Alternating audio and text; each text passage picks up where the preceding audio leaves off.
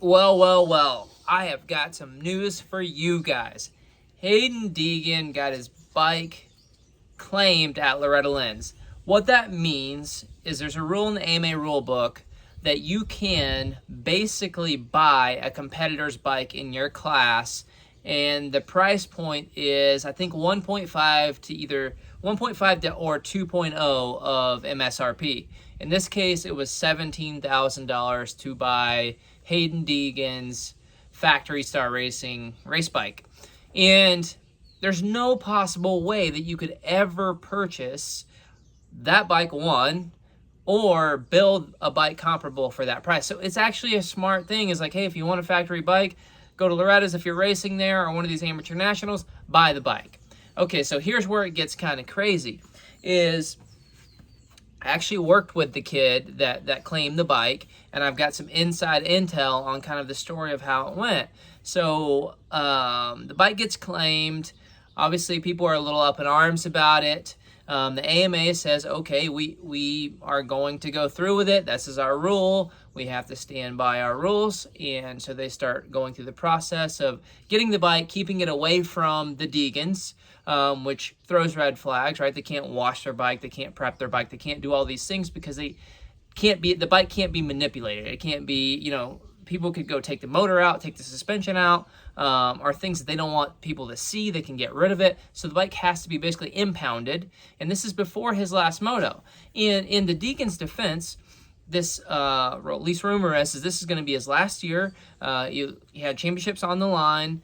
And I can understand where they wouldn't want that bike to be someone else's, right? Especially if he wins.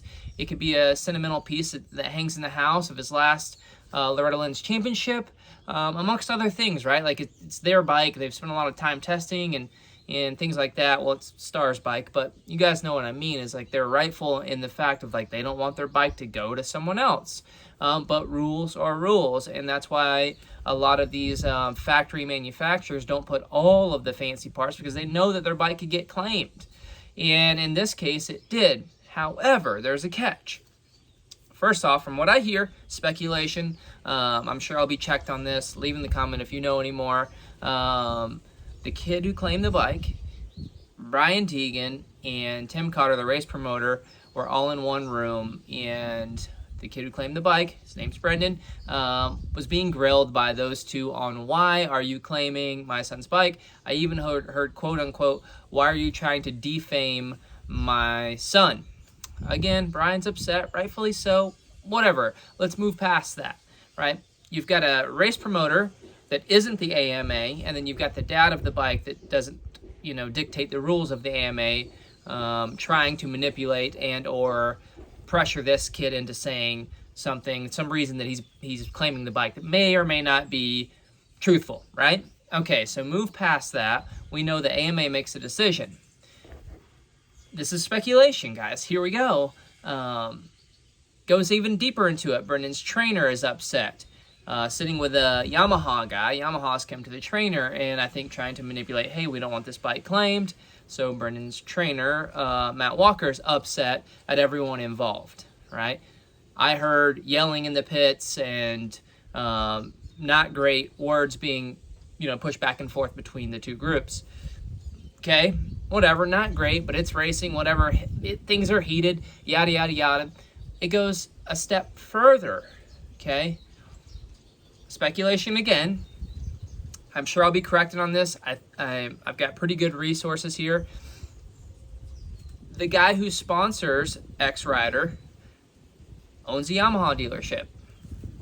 Ring, ring, Yamaha calls the owner of the dealership and says, hey, your rider is trying to take one of our race bikes and we will cancel your dealer agreement if this goes through. We need you to get your rider in line. We don't want that bike to be claimed, and we need you to figure out how to rescind the claim.